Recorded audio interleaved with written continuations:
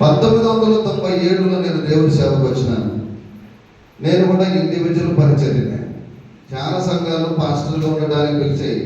2001లో Bombay Methodist చర్చికి పాస్టర్గా నన్ను ఆహ్వానించారు. ట్రయల్ మెసేజ్ తీసుకున్నారు. 15 మందిలో నేను పాస్ అయ్యాను.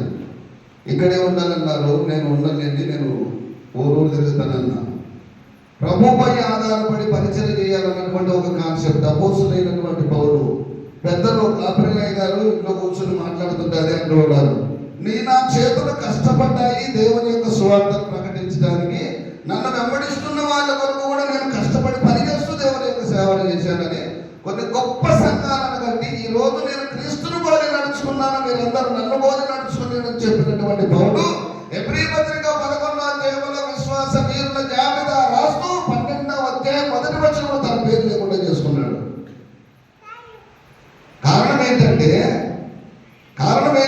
అక్కడ చూడండి, ఎబ్రీ 12వ 1వ వచనం, ఎబ్రీలకు రాసిన పత్రిక 12వ 1వ వచనం, ఇంత గొప్ప సాక్షి సమూహము మేఘము వలె మనలను ఆవరించి ఉన్నందున మనము కూడా ప్రతి భారమును సులువుగా చుక్కలు పెట్టు ప్రతి పాపమును విడిచిపెట్టి విశ్వాసమునకు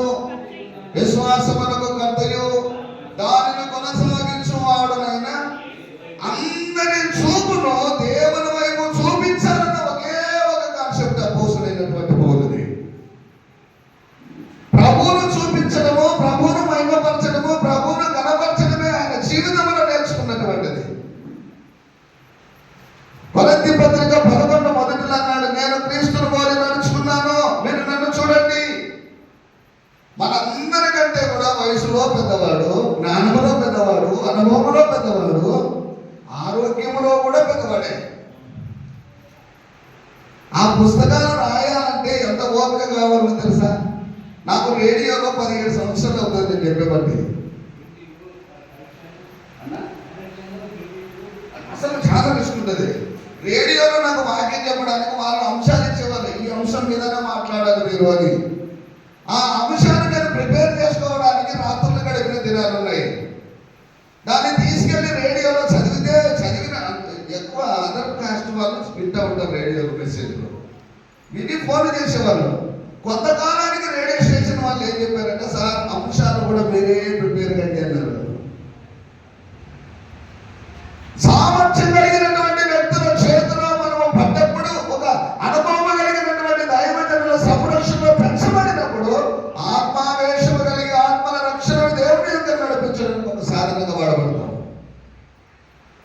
స్వనీతిని విడిచిపెట్టి, దుర్నీతిని విడిచిపెట్టి, లోక సంబంధమైన ఎంటర్టైన్మెంట్ చోటు లేకుండా వాక్యమునకు చోటించిన వారమైతే అపోస్తుడైనటువంటి పౌలు పరిచర్యలో పాలుభాగస్తులు అవుతాం. క్రీస్తును చూపించడానికి ఇష్టపడ్డాడు, శ్రమ పడ్డాడు, అవమానపరచబడ్డాడు. తను ఫోకస్ కావడానికి ఇష్టపడలేదు, తనెవరు మెచ్చుకోవాలని ఇష్టపడలేదు, తనెవరు గౌరవించాలని ఇష్టపడలేదు, తనెవరో ఆహ్వానించాలని కూడా ఇష్టపడలేదు. కానీ భయంకరమైనటువంటి శ్రమలు ఉన్నాయని తెలిసి కూడా ఎంచుకున్నటువంటి పరిచర్య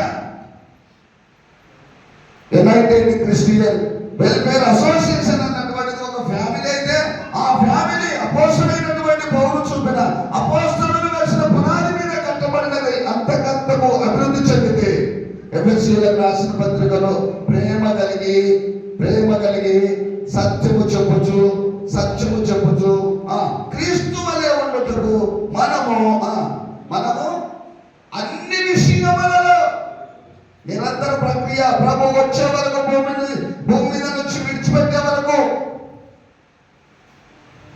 ప్రభునందు ప్రియులారా, చూడండి, ఒక ఆయన ప్రజల సంక్షేమముల గురించి ఎలా ఆలోచిస్తున్నాడు. నిర్గమకాండము 2వ అధ్యాయము 11వ వచనం, నిర్గమకాండము 2వ అధ్యాయం 11వ వచనం,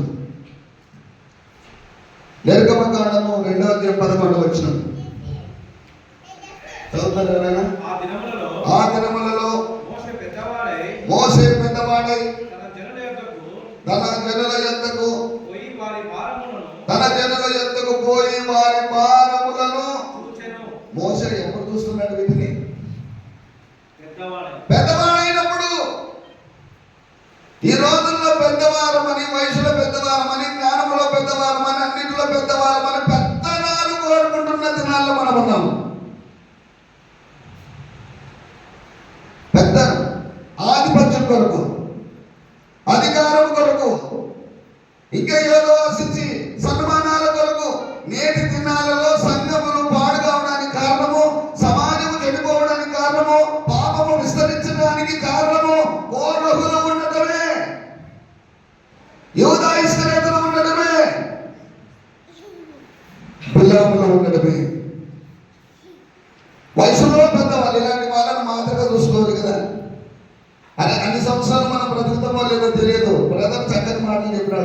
అంతకాలం మనం ఆరోగ్యంగా ఉండటం లేదో కూడా తెలియదు. నిజంగా వృద్ధులు ఉన్నారంటే చాలా ధన్యులండి. ఆ ఇంటి వాళ్ళు ఇంకా ధన్యులు. వాళ్ళు దేవుని సేవలో ఉండడం మరీ ధన్యత. అపోస్తలుడైనటువంటి పౌలు కానీ, ఇదిగో మోషే కానీ ఎవరి గురించి ఆలోచిస్తున్నారంటే, ఈ మోషే ఇశ్రాయేలు ప్రజలందరి భారముల గురించి ఆలోచిస్తున్నాడు. Christian United Christian welfare society, సమాజ క్షేమముల గురించి ఆలోచించగలిగిన ఆలోచన పనులు ఇందులో ఉంటే చాలా ధన్యులమని చెప్తున్నాను. సొసైటీ పాడైపోతుంది, సమాజం చెడిపోతుంది. నానానికి దినదినము నానానికి పాపము విస్తరిస్తుంది. అభివృద్ధి చెందడానికి ఆమె దూరమైపోతూ ఉన్నారు. క్రైస్తవ్యంలో దుర్బోధలు ఎక్కువైపోతున్నాయి. వేరే ప్రియుని కన్నా నీ ప్రియుని విశేషం ఏమిటి అన్నటువంటి సాక్షాత్మైనటువంటి ఒక సొసైటీగా ఉండాలని మోషేలాగా ఆలోచించండి. నేను పెద్దవాడయ్యాను, నేను బాగుంటే చాలు, నేను ఆరోగ్యంగా ఉంటే చాలు.